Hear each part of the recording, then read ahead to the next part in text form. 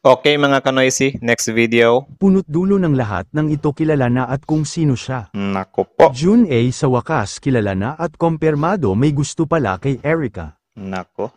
Kumpirmado daw guys. So kumusta mga kanoisy? Welcome back sa ating YouTube channel, Pilipinoisy. So ngayong araw, i-react natin itong video. In-upload ito ni Kalingap Vlog. So meron itong pabagat na tama yung hinala. June A may gusto pala kay Erica. Kalingap latest vlog today. So obvious ba? Parang ganun. Parang yung naman. So, may kanya-kanya naman kasi tayong dyan, pagtingin ko or pag-analisa kung ano talaga, may gusto ba o wala. So, yun, bago natin simulan, again, Kalingap Vlog, support niyo. Tapos, syempre, credits na rin kay Mr. Kuya Val Santos Matubang at kay Kalingap Lab, support niyo rin yan. Also, kung trip niyo ng mga ganitong reaction video may kasama kayo manood, huwag niyo na rin kalimutang supportahan yung YouTube channel natin, Pilipinoisy. So, di na natin dapat tatagalin pa. Simulan na natin, baka agawin pa ng China. Again, ang title ng video ito, tama yung hinala, June A may gusto pala kay Erica. Kalingap Rab latest vlog today. So, like, comment, share, subscribe. Start. Tita nila Erica. Opo. Okay. Tita. Sa ni Sheila May.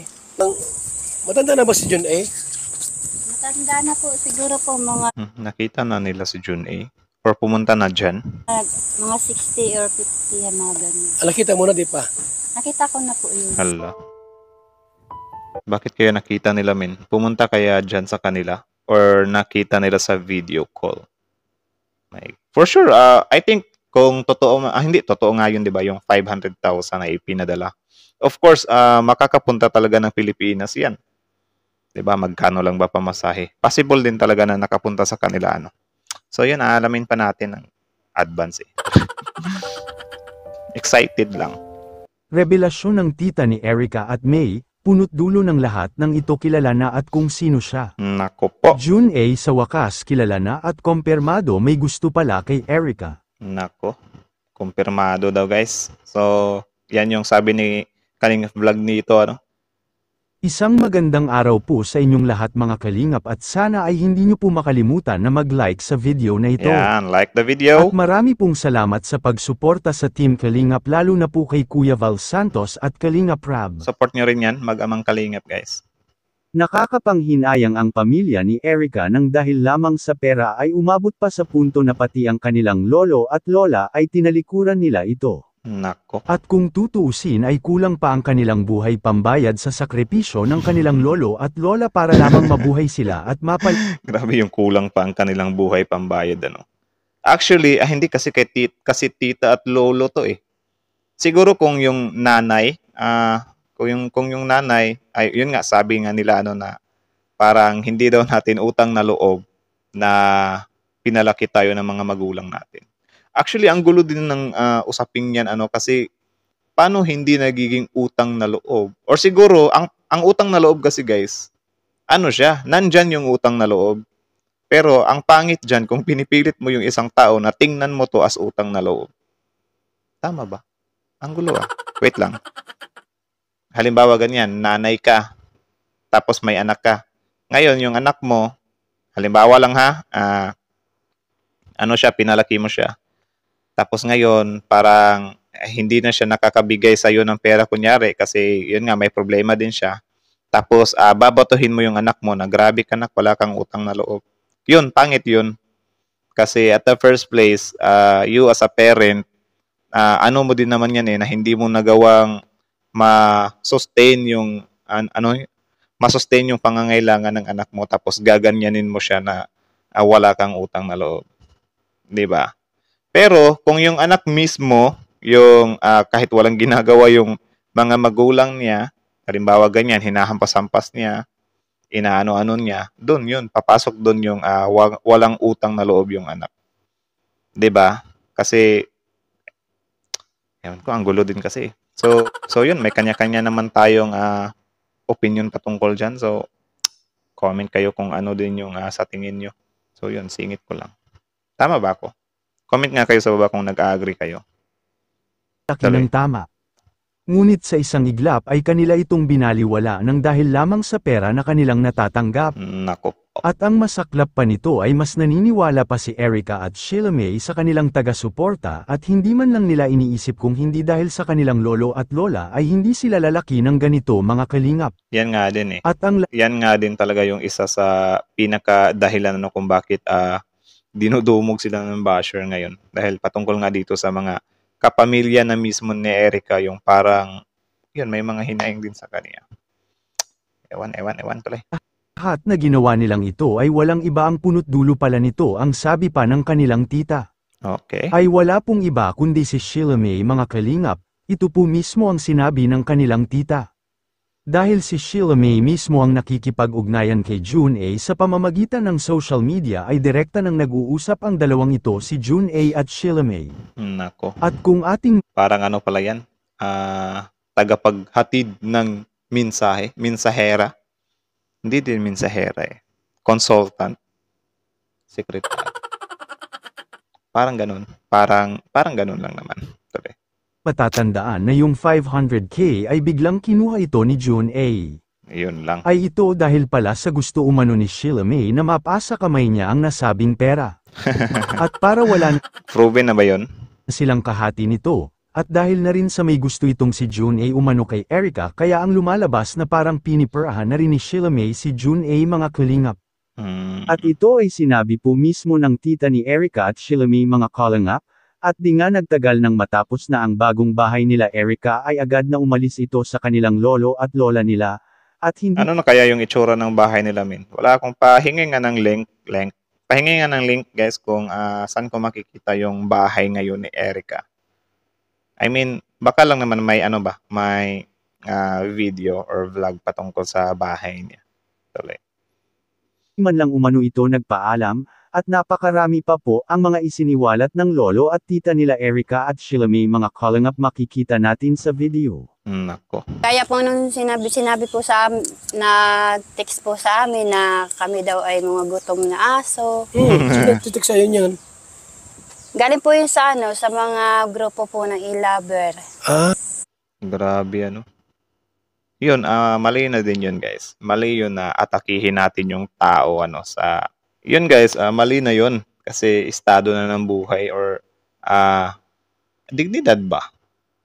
Something like that na ng tao yung hinahamak natin or nilalait natin.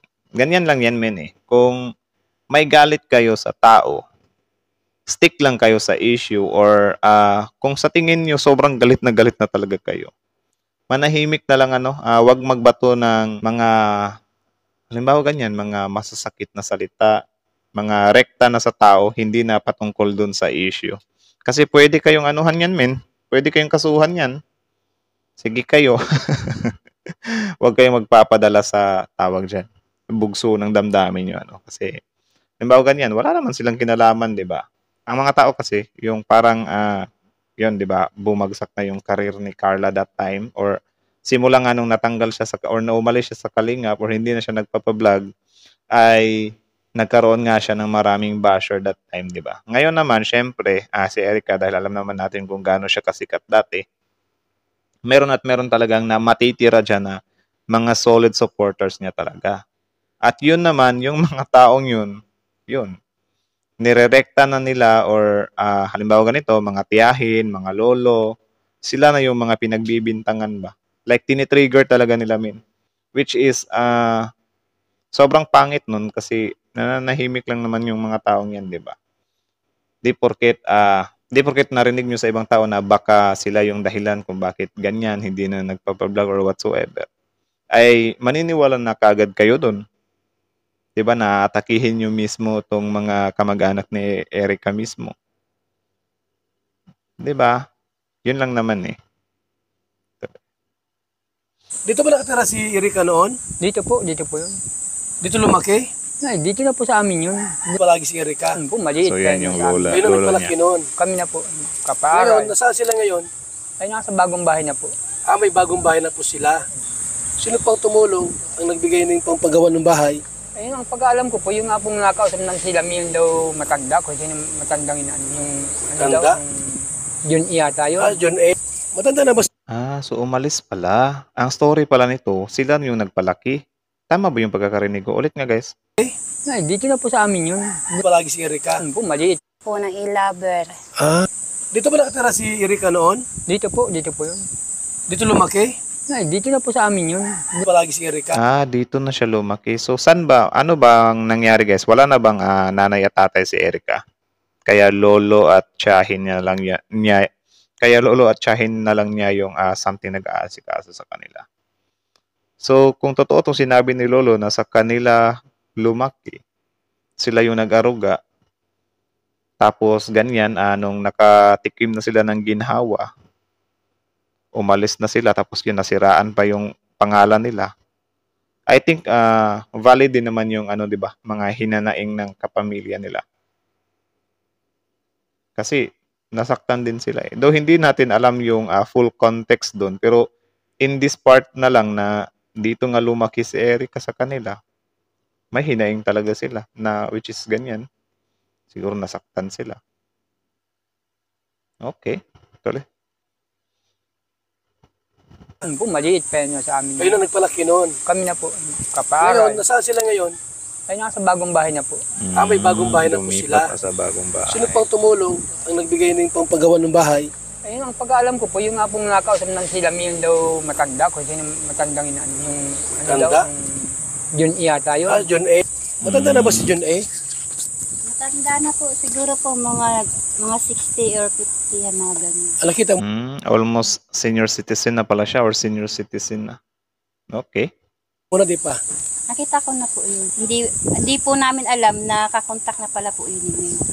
Contact na nino? Si Sir Jun A. Ni Sheila May. Mm. Nakita mo na si John A sa video. Mahaba yung buhok niya na. Sabi po ng mga e-lovers, Video call. Mahaba daw yung buhok. Rockstar pala yun. Joke lang. hindi po namin alam na kakontak na pala po yun ngayon. Ulit ha. Contact Gusto na nino? kong ma-analyze Sir eh. Jun A. Ni Sheila May. Mm. Nakita mo na si John A sa Video ko lang pala. Mahaba yung buhok niya na. Mahaba Sabi po yung ng buhok. mga e-lovers sa kanilang pabahay. Dito, kay Sir Jun A. Yung Okay. pati mga gamit ng bahay. Okay. So, ibig sabihin ngayon, may bahay na si Erika. Sheila May. May kumpleto ang gamit. Okay. So, ang nagpabahay niyan, si John A. Si Sir Jun A. Hindi ang e-lovers. Hindi po. Hindi. Tay, totoo ba? Okay. So, ang storya pala nito, pinapalabas nila na yung e-lovers, yung something nag-sponsor kay Erika, which is hindi naman daw kasi ang totoo ay si Sir Jun A. Okay. So, yun yung something na nila dito, mga takes. Tapos, yun nga, syempre, sabi naman ni Tiyahin na hindi, kay Jun A yun. So, ang tanong, sino kaya yung nagsasabi ng totoo? Comment down below. Sumusoy. Okay. Na may tinatanggap kayong pera mula kay John A? Wala po. Wala din. So, ibig sabihin, nagkaroon ng Yun po yung naging contact si alitan Sheila po May nila. kay John A. Opo. May crush si John A kay Erika? Napansin mo? May gusto po Napansin. Siyempre, mapapansin yun. May nag-comment nga dito na alangan naman, ganyan yung motibo. Tapos hindi nagkagusto. Ano yan, trip-trip lang. So, yan yung mga comment nila. I think may point siya doon, pero yun nga, hindi natin alam kung ano talaga yung totoong catch ni Erika at ni Sir Jun.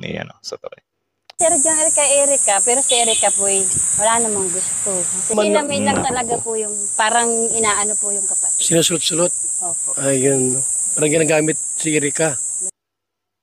naloko na. So, yun lang naman guys. Grabe yun. Sobrang seryoso nun. Again, ang video ito ay in-upload ni Kalingap Vlog. So, yun, transform. So, ayun, again, mula kay Kalingap Vlog, support nyo yan. Original view link in the description box below. Also, credits to, Kuya Val Santos Matubang at Kalingap Rab. Supportahan nyo rin yan, guys. Tapos, syempre, again, bago nyo iwan yung channel natin, huwag nyo kalimutan mag-subscribe sa ating YouTube channel, Filipino AC. Like, comment, share, subscribe. So, kita nyo naman yun, guys. Ano yun? Sobrang laking revelasyon nun. Grabe.